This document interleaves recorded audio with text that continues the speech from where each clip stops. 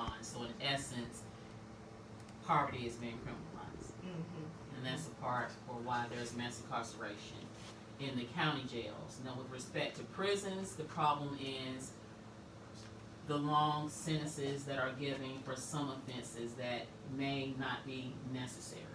In Superior Court, the judge has the option of entering what are called consecutive sentences, and that's in his or her discretion. Okay. And when they do that, a person who normally would have gotten, for instance, maybe 5 years, if the judge decides to enter consecutive sentences, if they have more than one offense, then 5 years can turn into 15 or 20. Yeah. So longer periods of incarceration has contributed to mass incarceration in prisons. And do you also see cutback in parole and letting people out and getting parole?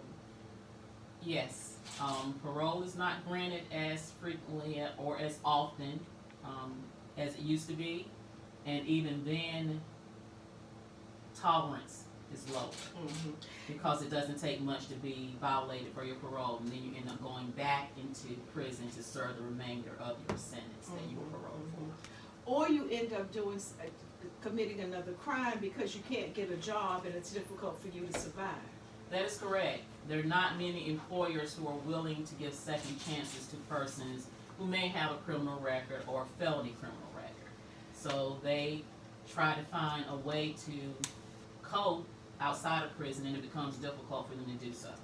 Do you think that the war on drugs, that program, has added to our mass incarceration?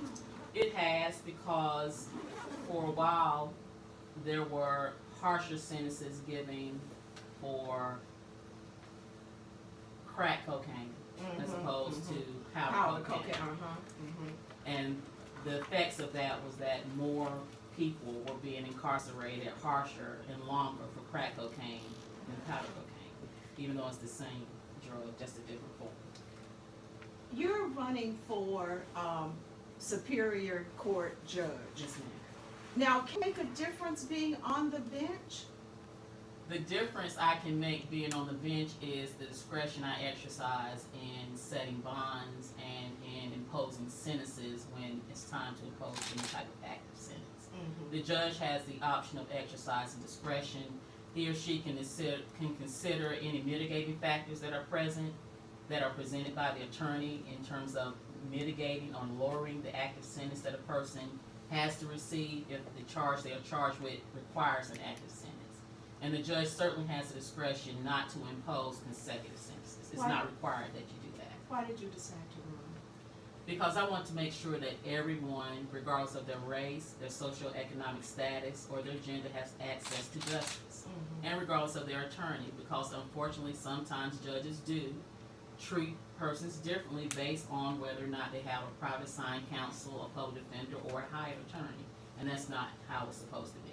Everyone should be able to have access to justice regardless. So do you think it's a lot, again, about poverty? Yes. So the people using the public defenders Yes. may not get as good of a deal, or Not necessarily, because we have very great public defenders who do a very good job and are highly respected by the courts. And so from our office, they get the great deals and they get the great representation. And not just our office, all over the state. That is a myth about public defender's office. thank you so much for just, and I wish, I really want to have you back. Because I think that this is a subject that we really need to delve into, because we didn't get, we didn't get to talk, our time is up, we didn't get to talk about the number of black men that are in prison, the disproportionate amount of people of color that are in prison. We will get to all of that. We gotta come back. You gotta Absolutely. come back. I will. You gotta come back. And you guys please vote. I mean, this is such a thing. I don't ask you to do much except listen to this show and vote. I'm Phyllis Coley. I want to thank my guest today, Attorney Dawn Baxton, Reverend Dr. Trish Harleston. I want to thank my in-studio team. And until next time, I'm Phyllis Coley. See ya. Ooh. Recently, all the time during the morning show, and then someone added, Yes. I've been calling you Miss Eaton. Cause you always been asleep every time I come in here. And you hear What my you name. letting You hear my name. It's the hat. You got the wrong letters on it. You hear my That's the name. problem. That's right. You're right. That's the problem. Come in here, you halfway asleep. I'm saying my name.